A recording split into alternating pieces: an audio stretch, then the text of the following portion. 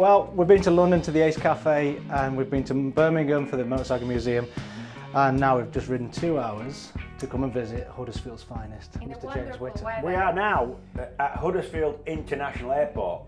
I nearly took off actually on the way up on the trail. Yeah, we get a bit of wind, yeah. Nice to see you, mate.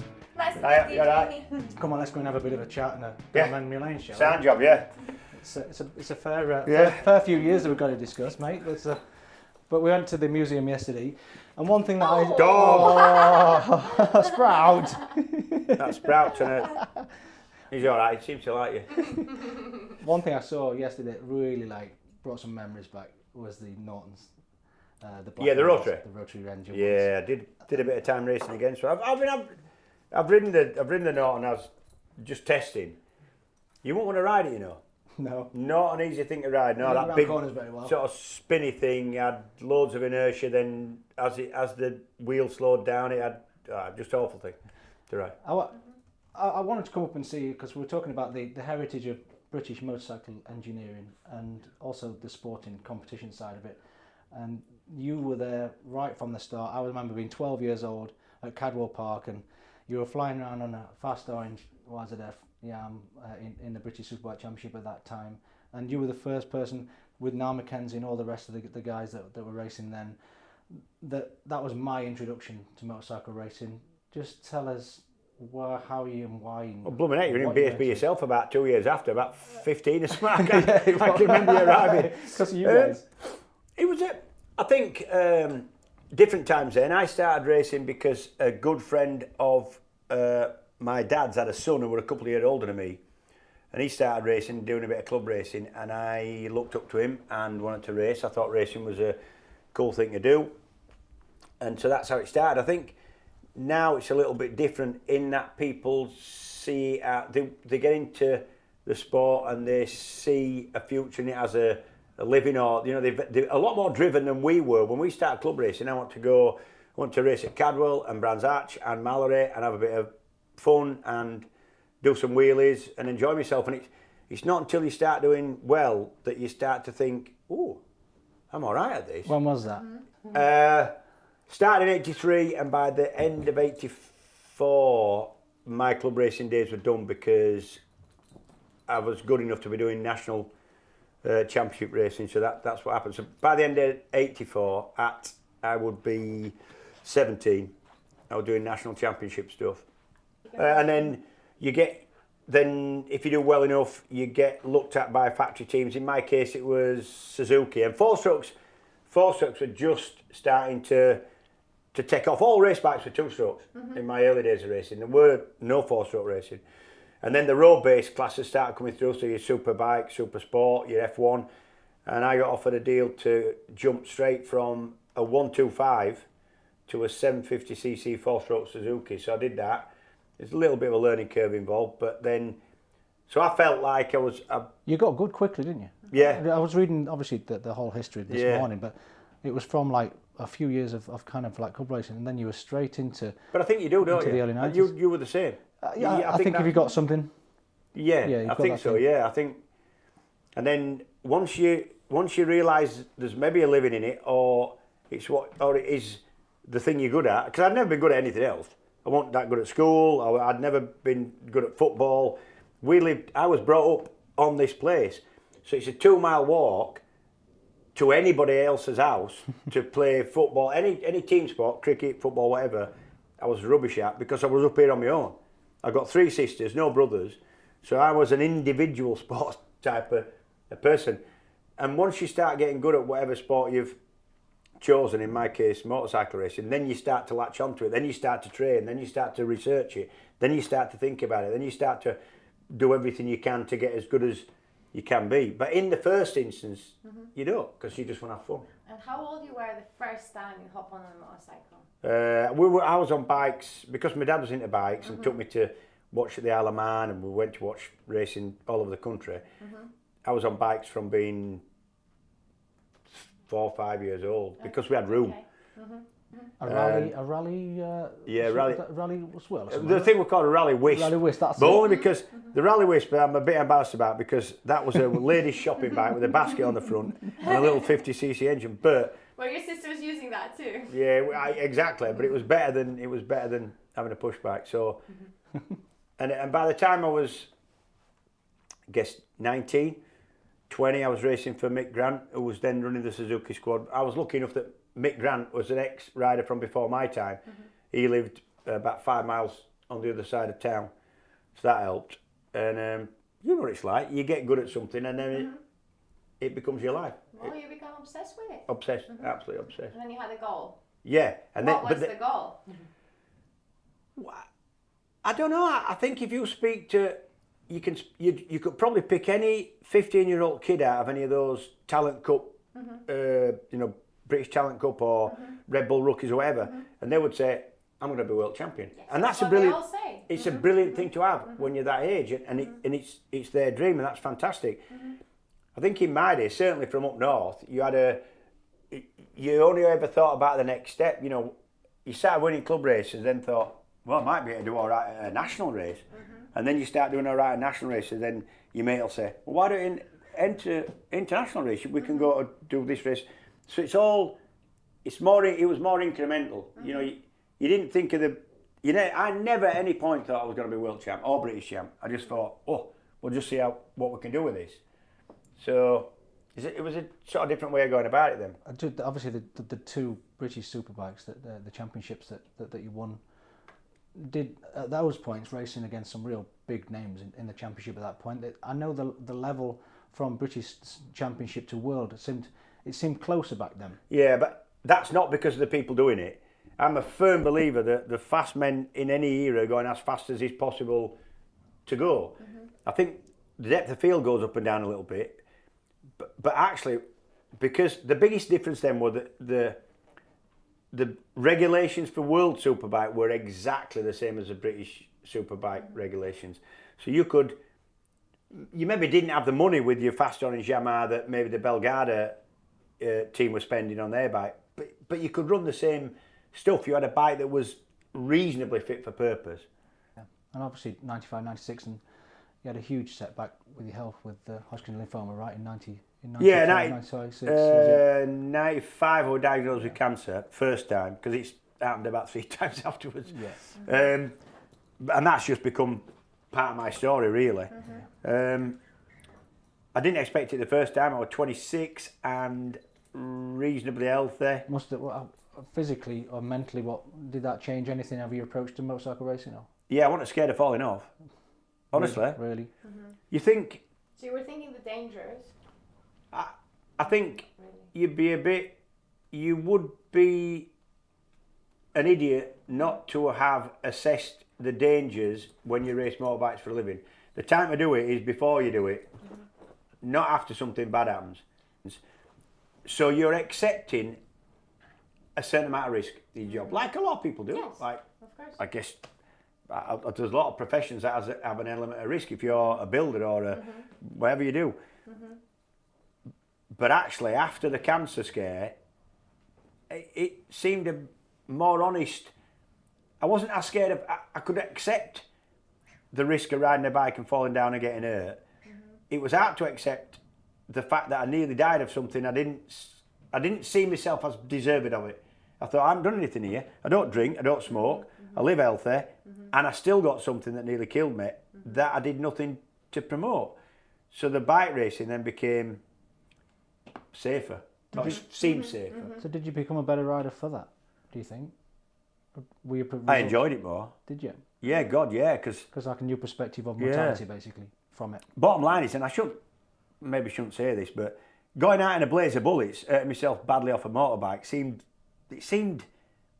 unnecessary. A more honourable way. Okay. If it were going to go wrong, I'd rather it go wrong off a motorbike than me lying in bed with a flipping drip, fading into some kind of cancer death. You know what I mean? So many riders have been hailed as heroes, haven't they? That have paid the ultimate price. Yeah. Joe So and all the rest of those. That became almost honourable. If you know what I mean? I don't. Yes. It's a weird way. You just change your way of thinking. Completely, yeah, completely. And it made little things that didn't seem important before more important. Suddenly they were important. Yeah, and actually the things that we all aspire to, like everyone's fast cars, aeroplanes for me. I'd do a little bit of flying, and if somebody gave me £1 million now and said you got to spend it on one thing, I'd buy a big aeroplane and a few motorbikes. How is that feeling, the aeroplane compared to motorcycle Exactly racing? the same. Really? Exactly the same? I cannot tell you how it is exactly the same feeling. You know, you ride, right? Yes. So for me, driving a car or a van or a truck is a thing that you can teach somebody by numbers almost. Yes. Motorbikes. It's almost a bit boring. Yeah, motorbikes is to ride a motorcycle properly, either on the road or especially racing. You need a feel. You need to understand what And the you need to be bike's there telling you. 100% Yes, and you can't relax. And if you do your job properly, it's wonderful. If you don't, Then it's a bad day. It could be a bad day. And aeroplanes are exactly the same. Well, the cancer didn't hold you back too much. You went back to World Superbikes after that with a couple of years as Suzuki, and Yeah, right in the top two years 10. of Suzuki, had his moments, sent up Rostrum 3 or 4 times. I think Hockenheim, maybe Rostrum at Brands Hatch. I think Monza in the wet we did. It was a good time. Yeah. It was I really enjoyed the time. Didn't think I'd get back after that. Didn't want to come back to Britain just yet. So '99, I sat out and just thought I'm just not going to do anything. I got lots of offers to ride in Britain and some lesser efforts in World Superbike, and you know what it's like when your career's at that stage. It's kind of on the turn. Yep. You've got to pick your rides pretty carefully. Yeah. Do you have a favourite moment throughout your career? Something that's like memorable in your brain? Quite a lot. Probably one of my best wins, or best moments, I think, was because the Belgarda team, that team there was based next door to Monza circuit, and Monza's fantastic. One of the best circuits in the best places. Is it your favourite circuit? One of them, yeah. Yeah.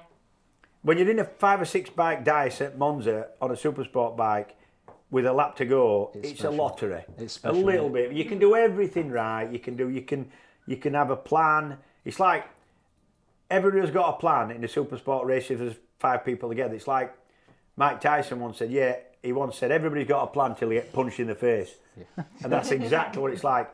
You can have a plan, but it's not necessarily going to work. And it worked out really well. I was a little bit lucky. And I won that. And that was because the team were based local, we had everybody who worked at Belgarda, the family there in hospitality. There was all the team sponsors were there. You know what it's like when you're racing at your team's home round. And that was a good moment. How often do you go out on the road? All the time. Yes. Yeah. Well, I'm not as intrepid as you people coming up here in this. I mean, This wonderful weather. It's raining this morning, and I'm thinking, there's no way they're on bikes. And then you arrived all wet and helmets Well, the on. rain is not a problem. The wind is. And it's really windy here as well. We really wanted to come and see you today, James. That is for sure. We That really, is. You can see the wanted to come and see dedication you. here. You're not getting put off, were you?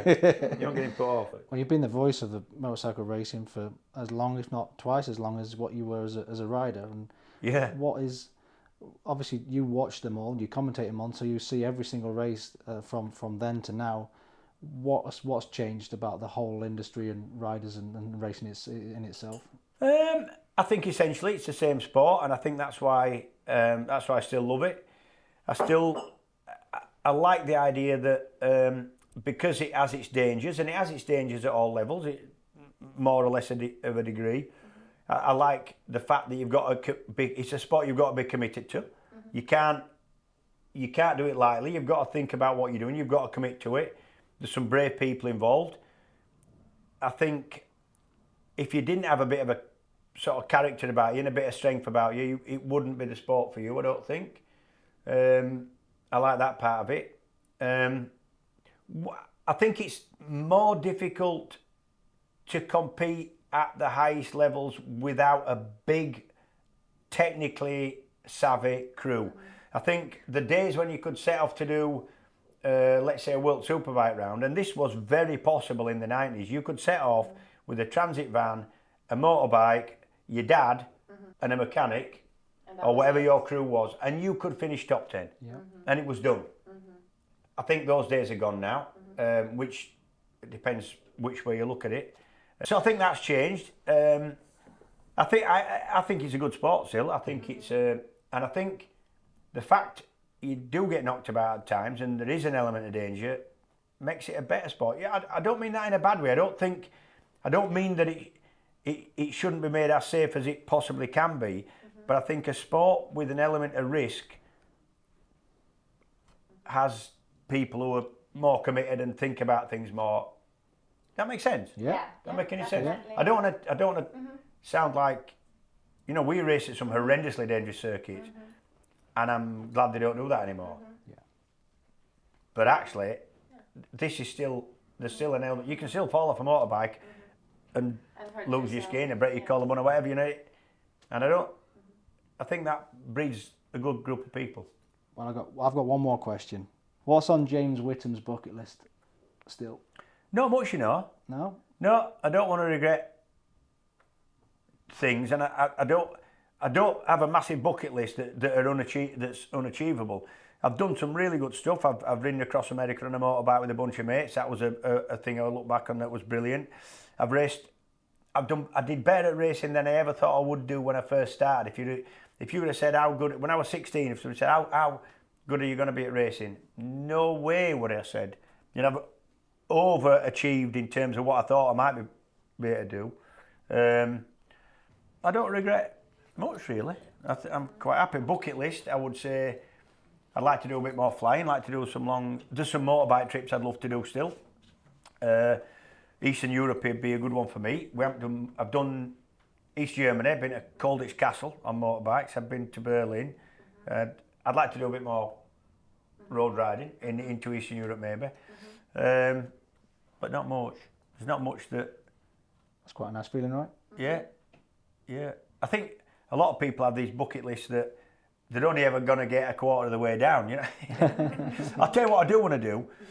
I'm a Billy Joel fan, right? My kid likes Billy Joel as well, weirdly. So me and Ruby are going to go to New York, and we're going to go to Madison Square Garden, and we're going to see Billy Joel before he or I die. Well, it was a great pleasure chatting with you and get to know you. Great pleasure chatting with you, and hats off to you for coming through the worst. Basically, winter hit yesterday. Winter arrived at Huddersfield International Airport yesterday, and you battled your way through it. Well, we're going around the UK, seeing some iconic venues, mate. And as far as motorcycle heritage goes, you're motorcycle royalty for me. You're in that, and absolute, hero. And, thank you. And I was a pleasure watching you when I was so going much. on. See James, and likewise. Thank you so much for everything. Sprout is a massive James Toseland fan now. Such a good boy. Does he go on a motorcycle? Yeah, he does. Yeah. You really? Yeah, You're a he does, biker? Yeah. I'm not sure he likes it. He gets up because he don't want to miss out. I'm not sure that's I think he just wants to stay around you. He's just people, innit? Likes people, innit? Good boy. Cheers, Jamie. Thank you. Thank you.